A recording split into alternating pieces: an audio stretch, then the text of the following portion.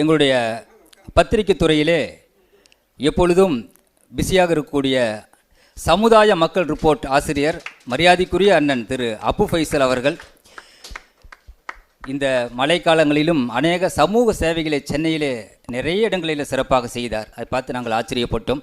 அன்புக்குரிய அண்ணன் அவர்கள் வருகை தந்திருப்பது மகிழ்ச்சி அளிக்கிறது. அவரை மேடைக்கு அழைக்கிறோம்.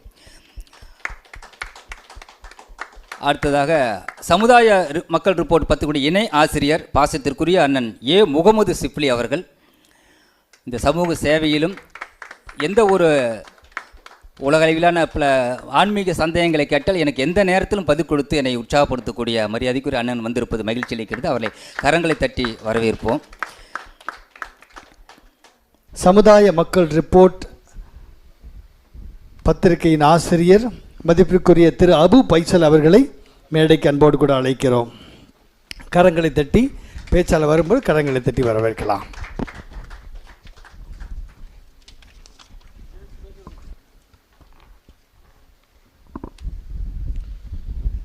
மேசியா செய்தி மாத இதழ் வழங்கக்கூடிய ஊடகவியலாளர்கள் பங்கேற்கும் இந்த மாநாட்டில் மேடையிலே அமர்ந்திருக்கக்கூடிய மதிப்பிற்குரிய சான்றோர் பெருமக்களே, பார்வையாளர்களாக அமர்ந்திருக்கக்கூடிய நண்பர்களே, உங்கள் அனைவர் மீதும் இறைவனின் சாந்தியும் சமாதானம் உண்டாகட்டுமாக என்று கூறி, இந்த கிறிஸ்துமஸ் நிகழ்வு என்பது ஏற்கனவே சுபாஷ் சார் சொன்னாங்க. வெளியில் பேசிட்டு இருக்கும்போது அவங்க நீண்ட நெடுங்காலமாக அதை ஈத் மிலன் என்ற நிகழ்ச்சியில் இந்த அனைத்து மதத்தவர்களையும் அழைத்து நடத்தக்கூடிய ஒரு நிகழ்ச்சியை கூட நினைவுபடுத்தினேன். அது போன்ற ஒரு நிகழ்ச்சியை நண்பர் குணசேகரன் அவர்கள் ஏற்பாடு செய்திருக்கிறார். இந்த கிறிஸ்துமஸ் நிகழ்ச்சி, அந்த நம்பிக்கை சார்ந்த மதம் சார்ந்த நிகழ்ச்சிகள் எல்லாமே இது போன்ற நிகழ்வுகள் சமூக நல்லிணக்கத்தை வலியுறுத்தக்கூடிய வகையில், ஒரு இணக்கத்தை ஏற்படுத்தக்கூடிய வகையில் அந்த நோக்கத்திலே நடத்தப்பட்டாலும் கூட, முக்கியமாக இது அந்த சமுதாயம் சார்ந்த கிறிஸ்தவ சமுதாயம் சார்ந்த ஒரு விழிப்புணர்வை ஏற்படுத்தக்கூடிய ஒரு நிகழ்வாக, மேடையாக தான் நான் பார்க்கிறேன். நம்பிக்கை சார்ந்த விஷயத்தை பொறுத்த வரையில் இயேசுநாதர் அவர்களை அந்த இரண்டு சமுதாயமும், இஸ்லாமிய சமுதாயமும் கிறிஸ்தவ சமுதாயமும் பல விஷயங்களில் நம்பிக்கைகளே ஒன்றுபட்டு இருப்பது, அதிசயங்களை இதில் கூட போட்டிருக்காங்க மேலே, உன்னை அதிசயங்களை உண்டு பண்ணுவதை காணப்படுகிறது. அந்த விஷயத்தை கூட நாம் ஈசா நபி என்று சொல்லுவோம். இயேசுநாதரை இஸ்லாத்தில் சொல்லுவாங்க. அந்த வகையில் அவர் அற்புதங்களை செய்தார், அதையும் நாம் நம்புகிறோம். கன்னி மேரி அவர்கள் அவர்கள் குழந்தையை பெற்றெடுத்தார்கள். அந்த குழந்தையை பேசியது அந்த இயேசுநாதர், இது எல்லாமே நம்பிக்கை சார்ந்த விஷயம்தான். ஆனாலும் இங்கே கிறிஸ்தவ சமுதாயம் அந்த இந்தியாவில் பன்மை சமூகம் சார்ந்த ஒரு நாட்டிலே அந்த சூழலில் நாம் வாழ்ந்து கொண்டிருக்கக்கூடிய இந்த நேரத்தில் கிறிஸ்தவ சமுதாயம் எதிர்கொள்ளக்கூடிய பிரச்சனைகள் ஒரு சிலவற்றை மட்டும் நான் சுட்டிக்காட்ட விரும்புகிறேன்.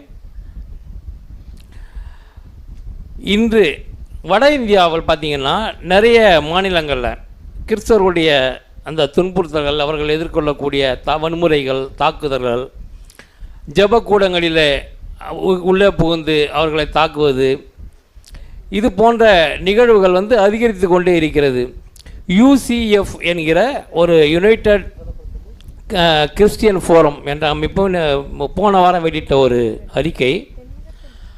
அந்த அறிக்கையில் பார்த்திங்கன்னா ஏறக்குறைய ஒரு நாளைக்கு 2 கிறிஸ்தவர்கள் தாக்கப்படுகிறார்கள். இந்த 2023 மட்டும் பார்த்திங்கன்னா 330, அதாவது இந்த வருஷத்து ஆரம்ப காலத்து 333 நாட்களில் 687 சம்பவங்கள் நடந்திருக்கு. இந்த கிறிஸ்தவர்கள் மீதான தாக்குதல்கள், அவங்களுடைய பிரார்த்தனை கூடங்களில் போனது அடிக்கிறது, கைதுகள் பண்ணுவது, அவர்களுக்கு போலீஸ் சப்போர்ட்டாக இருப்பது, இது மாதிரியான சம்பவங்கள் 2014 ஆரம்பமாகுது. என்றைக்கு மோடி அரசாங்கம் மத்தியில் ஆட்சி பொறுப்பிற்கு வந்ததோ அப்போ 2014 பார்த்திங்கன்னா 147 சம்பவங்கள் கிறிஸ்தவர்களுக்கு எதிராக பதிவாகுது. இன்றைக்கி 9 ஆண்டுகள் ஆயிடுச்சு. 9 ஆண்டுகள் கடந்த பிறகு ஒவ்வொரு வருடமும் அது படிப்படியாக அதிகரித்து இந்த வருடம் 687 சம்பவம், அதில் 531 சம்பவத்தை பார்த்திங்கன்னா 4 முக்கியமான மாநிலம் உத்தரப்பிரதேசம், சத்தீஸ்கர். உங்களுக்கு தெரியும் அங்கெல்லாம் என்ன நடக்குதுன்னு. சத்தீஸ்கர், உத்தரப்பிரதேசம், ஜார்க்கண்ட், அதோட மத்திய பிரதேசம், ஹரியானா. இப்போ இந்த 4 மாநிலங்கள் மட்டுமே வந்து 531 என்று அந்த யுனைடெட் கிறிஸ்டின் ஃபோரம் சொல்லுகிறது. அதே மாதிரி பார்த்திங்கன்னா சர்வதேச அளவில் ஓப்பன் டோர்ஸ் இன்டர்நேஷ்னல் அப்படிங்கிற ஒரு அமைப்பு, அது ஹியூமன் ரைட் வாட்ச் மாதிரி, மனித உரிமை கண்காணிப்பகம். அவங்க வந்து வருடம் அந்த அறிக்கையை வெளியிடுவாங்க. அவங்க சொல்கிறது என்னென்னா, உலகத்திலேயே கிறிஸ்தவர்கள் அதிகமான துன்புறுத்தல்கள் எதிர்கொள்ளக்கூடிய நாடுகளில் 11வது இடத்தில் இந்தியா இருக்கிறது, மோசமான நாடாக இருக்கிறது அப்படிங்கிற ஒரு அறிக்கை அவங்க தராங்க. அப்போது இது எல்லாமே தொடர்ந்து வந்து கொண்டிருக்கின்ற சூழ்நிலையில் கிறிஸ்தவர்களுக்கு எதிரான ஒரு தாக்குதல் நடந்து வரும் இந்த நிலையில் நாம் நண்பர் யார் எதிரி யார் என்று அடையாளப்படுத்தி பார்க்கக்கூடிய ஒரு சூழலில் இருக்கிறோம்.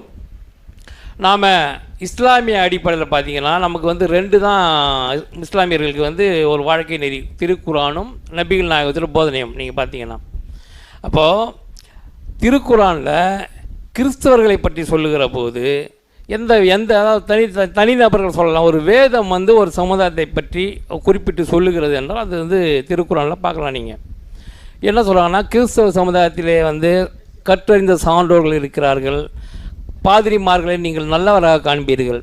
அப்போ அதை அடையாளப்படுத்தி வர்றாங்க, யார் நண்பர் யார் எதிரின்று. இன்றைக்கு நம்மை அழிக்கக்கூடிய சக்திகளாக, உள்ளே புகுந்து வன்முறை நிகழ்த்தக்கூடிய சக்திகளாக, நம்முடைய கன்னியாசிய சகோதரிகள் மீது வன்முறைகளை பிரயோகிக்கூடிய சக்திகளாக யார் இருக்கிறார்கள் என்பதை அடையாளப்படுத்தக்கூடிய ஒரு சூழலிலே நாம் வாழ்ந்து வருகிறோம். அப்புறம் வந்து இந்த போன வாரம் பார்த்திங்கன்னா திரிபுராவில் ஒரு அறிவிப்பு ஒன்று வெளியிட்டிருக்கிறார்கள்.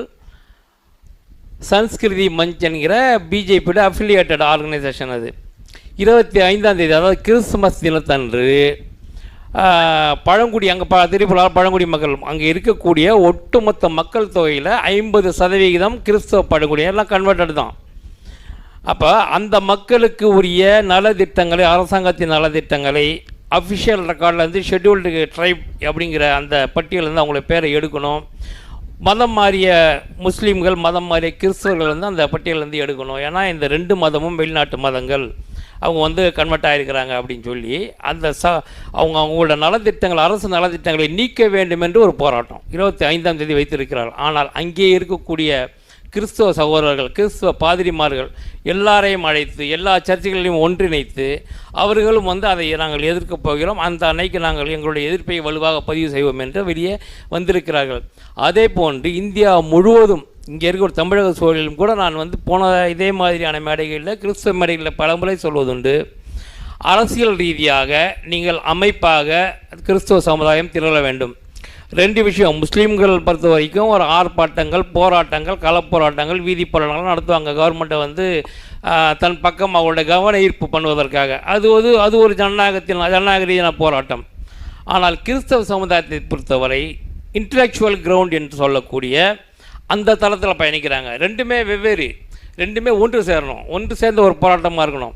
இங்கே நடத்தக்கூடிய இந்த கிறிஸ்தவ சமுதாயத்தை பொறுத்தவரை ஒரு ப்ளஸ்ஸான ஒரு விஷயமாக நான் சொல்வது என்னவென்றால், அவங்க வந்து இந்த நடக்கக்கூடிய சமயம், இப்போ இன்றைக்கி கூட நான் அந்த புள்ளி விவரத்தை சொல்லணும்னா அந்த ரெக்கார்டு தான். அவர்கள் இந்தியா முழுவதும் நடக்கக்கூடிய அத்தனை சம்பவங்களை வந்து பதிவு பண்ணுறாங்க, ஆவணப்படுத்துகிறார்கள், டாக்குமெண்ட். அதை அப்படியே ஆவணப்படுத்தி லண்டனில் உள்ள பாராளுமன்றம், அமெரிக்காவோட உள்ள செனட் பாராளுமன்றம் அங்கே அனுப்பி இங்கே வந்து கிறிஸ்தவ சிறுபான்மையினர் மீது, முஸ்லீம் சிறுபான்மை மீது, அதை அவங்க தான் சொல்கிறாங்க, பெரிய தாக்குதல்கள்லாம் அரசு ரீதியாக நடத்துகிறார்கள்.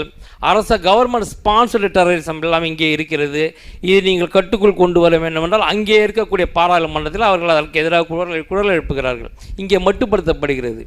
இது வந்து இன்டலெக்சுவல் கிரவுண்டில் பண்ணக்கூடிய ஒரு முக்கியமான விஷயம்தான். ஆனால் அதே சமயம் இங்கே இருக்கக்கூடிய கிறிஸ்தவ அமைப்புகள் அரசியல் ரீதியாக, சமூக ரீதியாக இருந்தாலும் கூட அரசியல் ரீதியாக ஒரு வலுவான நிலையில் இல்லாத காரணத்தால் அந்த ஆர்ப்பாட்டங்கள், போராட்டங்கள், அரசாங்கத்திற்கு எதிரான, அநியாயத்துக்கு எதிரான போராட்டங்களை அவர்கள் சகித்து கொள்ளக்கூடிய நிலையிலே தான் இருக்கிறார்களா, அவங்க அரசாங்கத்திற்கு எதிராக ஒரு பெரிய போராட்டங்களை வலுவாக எடுத்தவில்லை என்றார்கள் என்று சொன்னால் அந்த அரசியல் ரீதியாக அவங்க பெரிய அளவில் ஒரு விழிப்புணர்வு ஏற்படுத்தவில்லை என்கிற மாதிரியான ஒரு தோற்றம் தான் எனக்கு தருகிறது.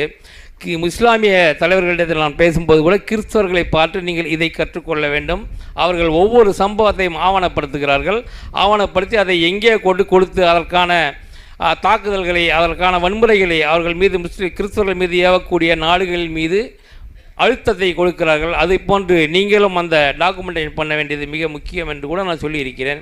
ஆக இந்த இரண்டுமே, கிறிஸ்தவ சமுதாயம் சரி, இஸ்லாமிய சமுதாயம் சரி, இரண்டுமே இரண்டு களங்களிலுமே பயணிக்க வேண்டும். ஒரு களங்கள் என்று மட்டும் இல்லாமல் இரு களத்திலே பயணிப்பது மாத்திரமல்லாமல் இந்த கிறிஸ்தவ சமுதாயம் அரசியல் ரீதியாக ஒன்று திரள வேண்டும், வலுவான ஒரு அமைப்பாக மாற வேண்டும். அதற்காக இந்த கிறிஸ்தவ சமுதாய தலைவர்கள் அதற்கு ஒரு செயல் வடிவம் தர வேண்டும் என்று கூறிய வாய்ப்புக்கு நன்றி கூறி விடைபெறுகிறேன். நன்றி.